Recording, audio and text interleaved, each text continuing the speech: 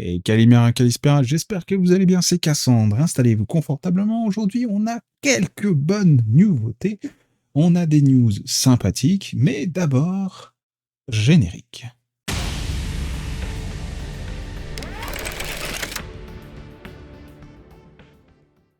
Allez, c'est parti, on va commencer avec une petite information du jour, c'est le Game Pass. Alors pour ceux qui ne savent pas ce que c'est le Game Pass parce que vous vivez dans une grotte, le Game Pass c'est un pass qui vous permet de jouer à plein de jeux vidéo sans frais supplémentaires. C'est un abonnement, c'est le Netflix du jeu vidéo, actuellement celui qui est le plus intéressant en termes de prix. J'ai économisé moi pour ma part pas mal de fric dessus, parce que acheter un jeu à 80 balles, ça coûte très cher. Et là, sur le site Xboxygene, on a des offres vraiment très intéressantes. Je vais zoomer un peu, hop, voilà, on a la possibilité d'avoir plus de 500 jeux pendant un an à seulement le prix d'un jeu. Et ça n'a pas de prix. Ça vaut vraiment le coup. Franchement, si vous avez la possibilité, faites-le, prenez. Si vous avez une Xbox, mais pas le Game Pass, c'est pas très malin. Et pour avoir le Game Pass, eh ben, il y a plusieurs étapes à suivre. Tout le tuto est là, je vous mettrai le lien en description. Sachez que cette vidéo n'est pas sponsorisée. J'aurais bien aimé que ce soit sponsorisé, Xboxygene. Si vous voulez me sponsoriser, j'ai pas beaucoup d'abonnés, mais allez-y quand même, je peux vous faire un peu de pub. En parlant d'Xbox, sachez que vous pouvez toujours rejoindre le groupe où je suis modérateur, qui est Xbox France, donc XBFR. Je mettrai aussi le lien en description, vous pouvez y aller, il n'y a aucun problème, vous serez les bienvenus.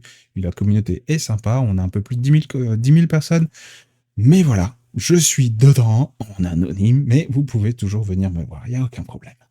Et puis, pour faire la petite manip, c'est pas très compliqué, hein, donc acheter 9 codes, etc., etc., utiliser les codes promo Xbox Score, donc on va avoir des réductions, et puis voilà, ça va vous coûter ça au lieu de ça. C'est pas mal, hein, quand même. Hein. Allez, ensuite, on a une petite nouveauté qui est le rachat de From Software. Alors, bon, il n'y aura pas de rachat, clairement. Pour moi, je vous le dis tout de suite, il n'y aura pas de rachat. Sony n'a pas la capacité financière de racheter From Software à ce prix-là. La capitalisation boursière de From Software est très très élevée et le prix du studio et le prix des licences est très très élevé. On va lire l'article ensemble. Alors, la semaine dernière, nous apprenons que Sony et Kodokawa étaient en pourparlers afin que l'entreprise rachète le géant japonais des médias qui détiennent notamment From Software. Donc ça veut dire que ce n'est pas que From Software, c'est un consortius. Donc plusieurs studios potentiellement. Je ne connais pas tout le studio, moi je connais que From Software. Mais alors que Kodak a confirmé l'intention de Sony il y a peu, et nous avons aujourd'hui davantage de détails sur le sujet. Dans un article de Bloomberg, Takashi Michizuki rapporte que Kodakawa pourrait envisager une acquisition par Sony dans le but de prévenir d'éventuelles offres d'entreprises étrangères, comme la société sud-coréenne Kakao Corp ou éventuellement Microsoft, qui eux ont le bras tellement long, on fera pas la blague, qui ont le bras tellement long et surtout une ressource financière qui est extrêmement importante, et surtout qui, eux, ils arrivent, ils posent leur bourse, sans vilain jeu de mots, sur la table en disant on vous achète ça, et si vous voulez pas, on vous met une bourse supplémentaire. Les quatre couilles. Enfin bref, voilà. Et donc, à mon avis, je pense qu'ils ont peur de ça, Sony a peur de ça, mais il faut savoir que je ne sais pas trop pourquoi ils ont peur de ça, en sachant que Microsoft ouvre ses licences progressivement de plus en plus sur le territoire de Sony. Et oui, donc là, on a entendu parler des différents jeux comme Sea of Thieves qui cartonnent sur la PlayStation. Oui, c'est ça, sur PlayStation. On a les Forza Horizon qui vont arriver aussi. Forza Horizon, il n'y a aucun intérêt que ce soit une exclusivité Xbox, en sachant que même si tout le catalogue arrivait sur PlayStation, ça restera toujours une exclusivité Xbox. Pourquoi ? Parce que les joueurs PlayStation vont payer pour y jouer, tandis que les joueurs Xbox ne vont pas payer. Elle est là, l'astuce. Et donc, l'idée, c'est que si les joueurs PlayStation payent et voient leurs copains qui payent pas, qu'est-ce qu'ils vont se dire à votre avis ? Ouais, c'est injuste, moi je dépense 80 balles pour jouer à les licences et tout, et toi tu payes pas. Game Pass. Ah bah du coup, moi aussi, ça vaut le coup. C'est une stratégie qui est payante. Microsoft, ne vous en déplaise, ne sont pas stupides. Ils sont très bien. Et là, ce qu'ils ont fait, c'est implanter un petit virus dans l'écosystème de Sony et ils vont en implanter encore et encore et encore. La seule réponse valable que Sony peut faire, c'est faire la même chose, se retrouver avec des licences qui vont être disponibles comme Last of Us, par exemple, se retrouver sur Xbox Mais dans ce cas-là, toute la stratégie de Sony est perdante, parce que Sony base leur stratégie exclusivement sur de l'exclusivité, fidélisation de la communauté. Et donc, à la limite, ils pourraient utiliser le même modèle en disant eh ben, nous, nos jeux, on va les mettre sur notre Game Pass gratuit pour notre communauté, mais par contre, pour les joueurs Xbox, on fait payer, ce qui serait logique aussi. Mais au final, ça plomberait aussi, ça marcherait pas, parce que le pass de Sony, pour l'instant, il est payant, il n'y a pas énormément d'offres, il n'y a pas de Day One, du coup, c'est un peu à perte pour eux s'ils décident d'offrir des jeux comme ça à leur communauté sans avoir à payer, sachant qu'ils vont pas les fidéliser. Et ça va leur coûter extrêmement cher. Et parce que pour que le Game Pass arrive là où il en est aujourd'hui, il y a eu énormément de pertes financières le temps que la machine se lance. Et aujourd'hui, elle se lance très très bien parce qu'aujourd'hui, maintenant, quand on regarde à chaque nouvelle sortie sur Xbox, la capitalisation Microsoft, elle grimpe un peu plus. Il y a des petits pics comme ça. Et ça grimpe. Enfin bref, voilà. Il est également précisé que Kadokawa de Sony ont engagé sur des discussions depuis l'année dernière, donc ça date pas d'aujourd'hui. Mais Sony aurait précisé, mais Sony aurait jusqu'ici été intéressé que par des investissements stratégiques dans les licences d'animé et dans les jeux vidéo, et non pour un rachat total. Cette acquisition permettrait cependant à Sony d'élargir son portefeuille de contenu tout en renforçant ses activités et intégrant notamment le IP de Kodakawa dans les jeux vidéo, films et autres produits dérivés, selon Robin Zhu, analyste de chez Bernstern, cette acquisition serait même probablement le meilleur accord que Sony puisse faire en ce moment. C'est un potentiel de revenus massif, oui, mais c'est aussi une sortie d'argent excessif. Après, c'est vrai que From Software, ça cartonne. Hein. Quand ils sortent un jeu, c'est un masterclass, sauf Armor Core, qui est vraiment un jeu de niche qui est dédié à des gens qui connaissent plus. Moi, j'y ai joué, j'ai aimé, mais après, voilà, ils n'ont pas fait beaucoup de pubs. Mais quand ils sortent un Dark Souls, tout le monde est en PLS, tout le monde est rivé devant sa console. Rappelons qu'à l'annonce des rumeurs du rachat des actions de Kodakawa ont bondi de 23%. Et ben si j'avais su, putain, j'aurais acheté des actions, parce que 23%, c'est pas rien. C'est pour une capitalisation boursière d'environ de 2,7 milliards. Donc avec la capitalisation boursière, c'est énorme. De dollars avant la publication. Les premiers articles aujourd'hui, la valeur de Kodakawa avoisine les 4,1 milliards. C'est énorme. Je crois que je vais investir là-dedans parce que si Sony rachète, la capitalisation, elle va grimper encore. Donc, à mon avis, là, ils ont parlé en disant on va acheter. La capitalisation boursière, elle a grimpé. Sony l'a fait. À mon avis, Sony ont fait oh, si ça grimpe comme ça, on va pas y aller. Et plus ils vont en parler, plus les gens vont investir. Et plus les gens vont investir, moins Sony est susceptible de l'acheter. C'est un truc vicieux. Hein. C'est pour ça que quand vous faites un rachat, une vente, si vous voulez faire le bâtard et augmenter la valeur de votre entreprise, vous dites à quelqu'un de votre entourage, ça va être vendu. Cette personne-là va vendre, mais après, ça s'appelle du délit d'initié parce que vous allez automatiquement augmenter la valeur de votre entreprise. Et ça, c'est interdit, ça peut casser une vente. C'est pour ça qu'on ne peut que compter sur des fuites. Mais justement, si vous ne le dites pas, la capitalisation va rester elle-même et le jour de l'achat, il va y avoir une publication et là, la capitalisation, elle va augmenter.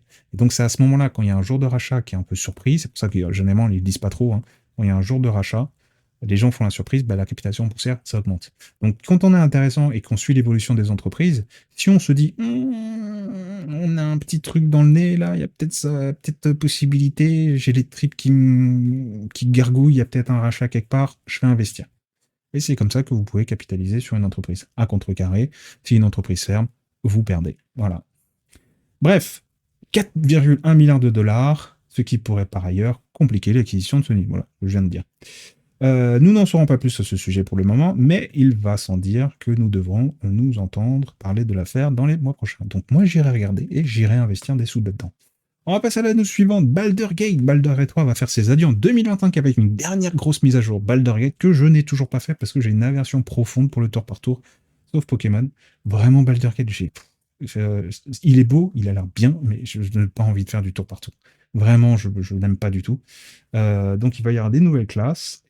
Ah si, il y avait un des jeux tour par tour que j'ai fait, c'était le donjon de Naheulbeuk, parce que ça c'est historique. Le donjon de Naheulbeuk, ça c'est vraiment un coup de cœur. Je kiffe tellement. Mais je l'ai même pas fini. Ça a un peu saoulé le tour par tour. Mais bon voilà, en tout cas, il va y avoir des grosses mises à jour sur Baldur's Gate. C'est la dernière mise à jour. Après le jeu, je pense que le studio va passer sur autre chose. Obsidian, voilà, on a un peu une shitstorm. Obsidian vient critiquer suite à des propos jugés racistes d'un directeur Avowed. Avowed. Avowed. Bref, il y a une petite polémique avec Elon Musk. Ils ont sur la page Steam, ils ont volontairement mis que c'était du contenu LGBT, machin truc. Effectivement, il va y avoir sans doute du DUI dessus. Et du coup, Elon Musk a dit voilà, enfin, ça a été fait exprès pour faire chier Elon Musk parce qu'apparemment le directeur du développement, celui qui est l'auteur du projet du jeu, il a un peu une dent contre Elon Musk, donc il a décidé de foutre du LGBT dessus juste pour faire chier. Mais en fait, ça fait pas chier Elon Musk, t'es juste en train de saccager ton jeu, mec, et ça ne fonctionne pas. Voilà. Pourquoi faire chier les gens? Tu veux faire chier les gens? Fais un jeu où ça va réussir en gardant tes idées, et là tu feras chier les gens. Juste faire chier les gens pour faire chier les gens et planter ta boîte, ça marche pas. Sachant qu'en plus derrière, il y a Microsoft qui va taper du pied. Bref, voilà. Obsidian, université, voilà. Voilà. Alors, donc il y a du DUI dessus apparemment. Quoi qu'il en soit, cette déclaration. Attends, accès. Alors, il est aujourd'hui impossible de visionner ces déclarations par vous-même, spécifiquement parce que le profil de Matt Massin, donc Matt Cernat, n'existe plus. Notons cependant que la capture d'écran semble être un peu plus ancienne puisqu'elle contient la mention au retweet, alors qu'on devrait aujourd'hui lire au repost, suite à un changement de nom sur X et Twitter. Voilà. Elon Musk donne l'ampleur d'affaires, quoi qu'il en soit, cette déclaration provoque la colère de nombreux joueurs qui l'a qualifié de raciste. Les situations a même remonté jusqu'à Elon Musk qui a ainsi interpellé Satya Nadella, Satya Nadella, la PDG de Microsoft, pour lui signaler que c'est illégal. Ainsi, auprès d'Elon Musk, se sont de nouvelles fois prononcées, cette fois à l'encontre de l'intégration des pronoms dans un jeu vidéo, comme c'est le cas dans Overwood. Matt Hassen s'est montré sur Blue Sky plutôt virulent à l'encontre du propriétaire de X. Je voulais tellement me le mettre en colère avec mon jeu et je n'arrive pas à croire que je suis vraiment arrivé. Voilà, mon but c'était ça. Faire chier, mettre les gens en colère pour mettre du prénom, enfin faire du wokisme. Voilà, il est vraiment sûr de son jeu, hein. Mais là, ça commence mal, Shitstorm, il sort en février, je crois. Voilà, les blancs. Alors ensuite, il avait raconté des dingueries, hein. Les différents propos du directeur d'artistique de WoW ne sont pas appréciés par de nombreux joueurs, évidemment, et ils répercutent ainsi leur colère ironique en demandant au studio s'ils remplissent les conditions pour rejoindre le programme de stage d'été de l'université d'Obsidian. Et il avait déclaré: les blancs peuvent-ils s'inscrire? Enfin, entre guillemets, les blancs peuvent-ils s'inscrire? La situation doit actuellement être particulièrement délicate au sein du studio, mais il convient à rappeler que seul un échantillon de joueurs se trouvant sur X et qu'il n'est nullement représenté de l'ensemble de ces gamers, de l'ensemble des gamers. Ceci dit, la majorité des sujets que l'on peut trouver sur la plateforme Steam of Vote sont en relation avec la déclaration de Matt Sen. Reste à voir si Obsidian continue de faire la sourde oreille et tentera de clamer son jeu. De calmer son jeu, pardon. Quoi qu'il en soit, faudrait que je mette mes lunettes, le titre sera découvert à partir du 18 février 2025 sur Xbox Series X. Il intégrera dès son lancement le Xbox Game Pass Ultimate, le Xbox Gamepad et le Xcloud Gaming. Si vous souhaitez en savoir plus sur le jeu et que vous pouvez en découvrir un preview, machin. Bref. C'est malheureux à dire, mais bah, quand vous faites un jeu, vous lancez dans un truc et puis il faut arrêter, il faut pas se partir en couille comme ça. Et là, qu'est-ce que j'avais dit? Voilà, c'était le truc de X. Voilà, hop. Ensuite, une autre news, on a Palworld. Palworld que je n'ai toujours pas joué. Ouais, je sais. J'ai toujours pas joué à Palworld. J'ai pas le temps. J'aimerais bien, mais j'ai pas le temps. J'ai mon meilleur pote qui joue et qui m'a saucé pour y jouer. Et il y joue plus. Il me dit ouais, je m'ennuie, trop redondant, toujours pareil, etc. Mais bon, Pokémon avec des flingues, j'en ai rêvé et j'ai pas le temps d'y jouer. Donc peut-être que je me lance un jour, mais j'ai pas le temps. Trop de trucs à faire. Donc voilà, il y a une mise à jour. Et d'ailleurs, on en est où du procès avec Nintendo et Palworld? Ça, on n'en parle plus là, j'en sais pas plus. Malgré les affaires autour de Palworld, le Pokémon Like va continuer à s'améliorer avec un nouveau patch très prochainement. Et on a des premières images et en détail cette update Palworld. La mise à jour de décembre 2024 Palworld sera dévoilée, donc c'est en décembre. Pokémon Écarlate et Violette n'a spécialement à se sentir menacé. Ok. Mais le succès de Palworld semble tout de même être à l'origine De la plainte, oui, forcément, oui. Cette affaire sera donc portée. Il y a eu des gens, c'est vrai, il y a eu des gens qui se sont indignés, des joueurs, des fans de Pokémon, en disant c'est un scandale, gna gna. Et les gars, vous n'avez rien à faire, quoi. Cette affaire sera portée devant un tribunal des deux côtés, mais pendant ce temps, la studio Pocket Pair planche sur de nouveaux contenus ainsi qu'une énorme mise à jour, arrive d'ailleurs en décembre 2024, malgré tous les problèmes judiciaires. C'est via le compte X Ripple Award qu'on a pu avoir les premiers détails, mais également des captures. Survivez sur une nouvelle île plus grande. En plus, je crois que c'est Henry, là. Le plus dur, là, Mystère, Power, la taille 1, ouais, bon, ouais, voilà. Alors, c'est toujours disponible et il est dans le Game Pass. Bref, nouvelle île, nouvelle mise à jour. Si vous kiffez, c'est le moment de. Si vous avez kiffé, c'est le moment de vous lancer. En sachant que il y a une réduction de 25% sur certaines plateformes, le jeu passe en effet à 21,77€ au lieu de 28€. Donc petite réduction, mais ça fait quand même plaisir. Hein. On est quand même quasiment à 7€ d'écart. 7,14€, 7,20€, je crois. Ouais, 7,20€.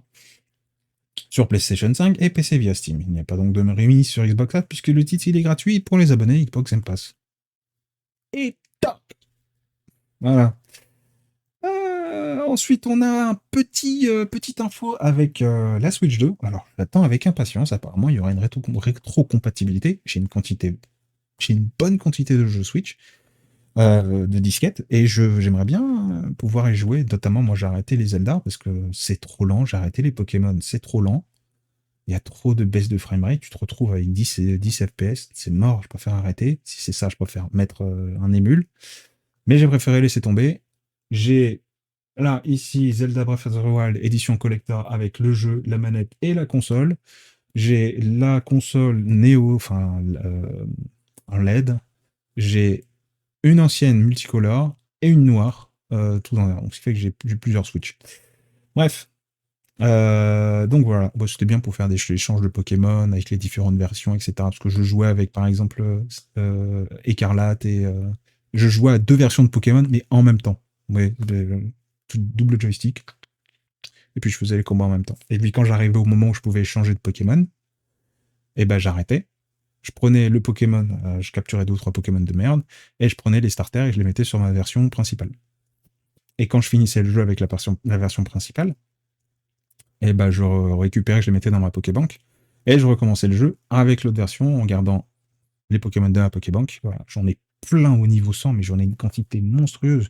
En fait, je m'amuse à tous les monter. Donc, je prends chaque Pokémon, je garde pas les évolutions, je prends chaque Pokémon, je le monte au niveau 100 et je l'empêche d'évoluer, et ainsi de suite. C'est un petit kiff, voilà. Ça mange pas de pain, mais c'est sympa. Bref, découvrez tout ce qu'on peut avoir à savoir sur la plateforme. La Nintendo Switch arrive. La firme japonaise Nintendo a toujours. Ah, d'ailleurs, si vous avez la possibilité d'investir sur Nintendo à la bourse, je crois que la capitalisation boursière, elle est pas chère. On va regarder ça tout de suite. Hein. Hop. On va regarder ça tout de suite. Nintendo, je vais vous dire ça tout de suite. Le marché, il a fermé à combien? Oh, Ubisoft, il se stabilise. Ah, Ubisoft, moins 9,71%. Donc l'action, elle est tombée à. Elle est à. Un jour. La action Ubisoft, elle est à combien? Elle s'est fermée à 12. Ouais, c'est ça, 12. Ouais, 12,20 à peu près. 12,20 grosso modo. Allez, Nintendo, on va regarder Nintendo. Non, non. Nintendo, l'action, elle est à 54€ et c'est plat. Alors, je sais pas si vous allez réussir à voir. Hop, si je recule. Oh putain, la vache. Voilà, c'est plat là, c'est tout plat, hein, on dirait un très plat. C'est Nintendo, c'est plat et l'action, elle est à 54,54€. Voilà, on est là aujourd'hui, ça a clôturé à 54,26. Donc, moi, je pense que dès demain, je vais acheter peut-être 3-4 actions, peut-être même 10. Je vais mettre peut-être 200 balles dedans. Et quand la Nintendo Switch va être annoncée, je pense que la capitalisation pourrait doubler. Et c'est à ce moment-là que je pourrais vendre. Et c'est comme ça qu'on se met de l'argent. Hein. On spécule. Hein. Voilà. Hein. Faut pas me vouloir. Donc faites comme moi, c'est très simple. Et pour info, un Trade Republic. Si vous voulez, je vous mettrai un petit lien. Comme ça, vous pouvez cliquer dessus. Ça vous fait, on vous donne 10 balles en plus. 10 balles en plus, comme ça, cadeau. Wouhou. La fuite des affaires. Enfin, d'ailleurs, si vous voulez que je vous mette mon lien pour que vous puissiez télécharger directement et créer un compte avec Trade Republic, alors Trade Republic, c'est une banque en ligne, hein, mais vous pouvez faire de la spéculation aussi, mais c'est à la base, c'est une banque. Hein, donc pas de souci là-dessus, une carte bleue, c'est international, il n'y a pas de frais de retrait, etc. etc. Renseignez-vous. Je suis pas sponsorisé, c'est pas une pub déguisée. Moi, je fais ça juste parce que par charité, je suis bon, je suis sympa. Voilà. Les fuites d'informations annoncent pour janvier la date de sortie de la console. Alors c'est la date pour janvier mystère. Cependant, une récente fuite d'informations publiée sur Central Leak via X suggère que Nintendo pourrait officiellement dévoiler sa suite en janvier de l'année prochaine. Alors c'est le moment d'acheter les gars. Suivi d'une sortie en mars. Oh ouais, c'est le moment d'acheter. C'est le moment d'acheter. Il s'agit certes d'une erreur, mais qui coïncide parce qu'imagine, moi j'y crois pas. Je n'y crois pas un instant. À mon avis, Nintendo, c'est quand, attends, la conférence, à mon avis, euh, euh, conférence, alors prochaine conférence, Nintendo, juin 2024. Donc il dit d'ici mars 2025. Il aurait été judicieux de la part de Nintendo, c'est déjà d'annoncer la console maintenant.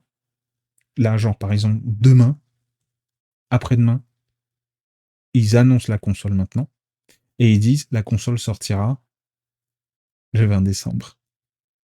Juste comme ça, le 20 décembre. Le nombre de ventes en prépa cadeau Noël, là, en, en moins d'un mois, ils vont rouler sur toutes les consoles. On pourra même les additionner, ils vont rouler sur toutes les consoles. Là, sortir en mars, c'est assez smooth. Voilà, c'est assez smooth, les gens vont pas trop se précipiter dessus parce qu'il n'y a pas beaucoup à offrir. Mais là, sortir là en Noël, s'ils faisaient ça, et moi, si j'étais le patron de Nintendo, eh ben, j'aurais mis tout le paquet pour que ça sorte là, maintenant. Et en précommande maintenant, pour Noël, ça aurait été génial. Ça aurait été vraiment génial. Ouais, tu fais des précommandes et tout. Non, non, ça aurait été cool. Bref. Donc voilà, donc pour l'instant, à mon avis, ça coïncide. Ce sera pour mars 2025, d'après ce que je vois. Mais donc, on verra.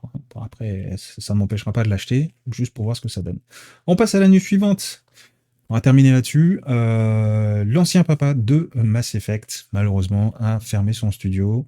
Il avait commencé un jeu qui me plaisait bien, il en avait parlé, il en avait parlé, il avait fait des diffusions, ça me plaisait beaucoup, j'aimais bien, et malheureusement, le studio a fermé. Voilà, nous avons le cœur brisé, le papa du génial Mass Effect, effectivement, Mass Effect 1, 2, 3, y a rien à dire. Andromeda, j'ai aimé, mais ils sont trop, quoi, tu vois. Ferme son studio et inaugure son jeu vidéo science-fiction, la fin de l'humanité. En 2020, Casey Hudson, développeur connu pour avoir créé la série Mass Effect, quitte BioWare. Ouais, parce que ça fonctionnait pas. On voit ce que c'est devenu. Voilà. Donc, il a bien fait de quitter.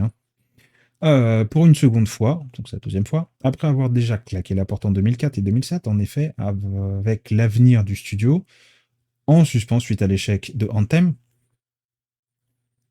le développeur était parti fonder sa propre structure, Human Origin, en 2021, alors que le studio se révèle au monde, révélant par le même coup travailler sur une toute nouvelle licence science-fiction, auquel semble beaucoup d'espoir. Malheureusement, le studio a récemment annoncé la fin de son activité via LinkedIn dans un post laconique. Human Origin mentionnait les finances insuffisantes qui les rendent incapables de continuer à opérer, publiant du même coup le dernier artwork de leur projet désormais avorté, auquel les rumeurs donnent le titre de Space Age Parallax.